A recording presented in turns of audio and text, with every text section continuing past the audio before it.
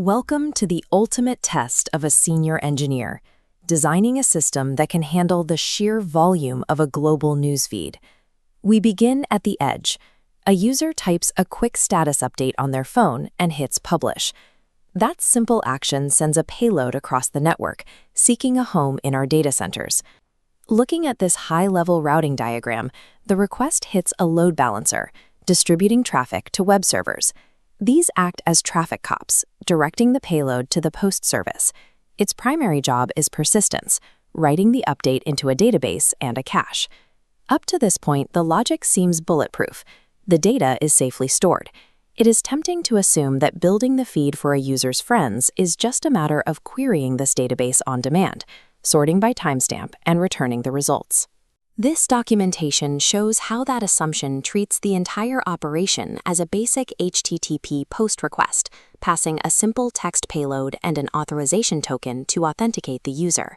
For a prototype with a few thousand users, this linear design works perfectly, but scale changes the physics of the system. Asking a database to perform complex relational joins across millions of users every time someone refreshes their app guarantees an immediate and catastrophic system failure. The primary threat to any distributed social system is the hotspot key problem, often called the celebrity problem. Data is sharded across multiple servers to handle load, but if everyone tries to read data from a massive celebrity at the exact same moment, all that traffic funnels into a single database shard, overwhelming it with read operations, while the rest of the cluster sits idle. When a global icon with 100 million followers drops a new photo, the system cannot afford to calculate who needs to see that post at the exact moment those followers open their app. To survive this volume, the architecture shifts to a pre-computed read model.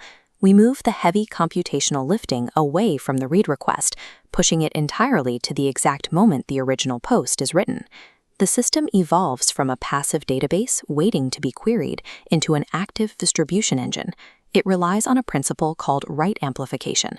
Let's trace how this distribution engine actually processes a post, starting back at the perimeter with the web servers. As outlined in this architecture block, before any payload reaches the internal data pipeline, the web servers execute two strict operational guards: authentication and rate limiting. The system limits the number of posts a single account can make within a specific time window. This acts as a vital buffer, blocking automated spam and abusive content from flooding the downstream processing queues. Once the payload passes these checks, the web server hands the post off to the Fanout service, and the asynchronous delivery process begins. Isolating security protocols and traffic shaping in the stateless web tier protects the fragile internal network, ensuring the asynchronous pipeline only processes verified, valid data. Fanout is the exact mechanism of delivering a newly published post to the individual feeds of every single person on a user's friend list. Looking at the Fanout architecture, the service first queries a specialized graph database to retrieve a complete list of friend IDs. It filters out muted accounts, packages the final list of recipients alongside the new post ID, and drops them into a message queue. A fleet of dedicated Fanout workers continuously pulls these tasks from the queue, executing the final step of the write amplification process. These workers update the news feed cache, which is structured as a highly optimized mapping table linking a specific post ID to a target user ID. Storing complete post data, like text strings and images, for every user would instantly exhaust server memory. By storing only the IDs, the system maintains a strict configurable memory limit while keeping cache miss rates incredibly low. The newsfeed cache does not function as a traditional database. It is a prioritized list of pointers, trading data completeness for extreme retrieval speed. This documentation compares two diametrically opposed delivery models: Fanout on write, known as the push model, and Fanout on read, or the pull model. For the vast majority of users, the push model is the optimal choice. Because the feed is pre-computed during the initial write, the end user gets immediate, real-time performance the second they open their app. The pull model takes the opposite approach. It waits until a user explicitly requests their feed before generating it.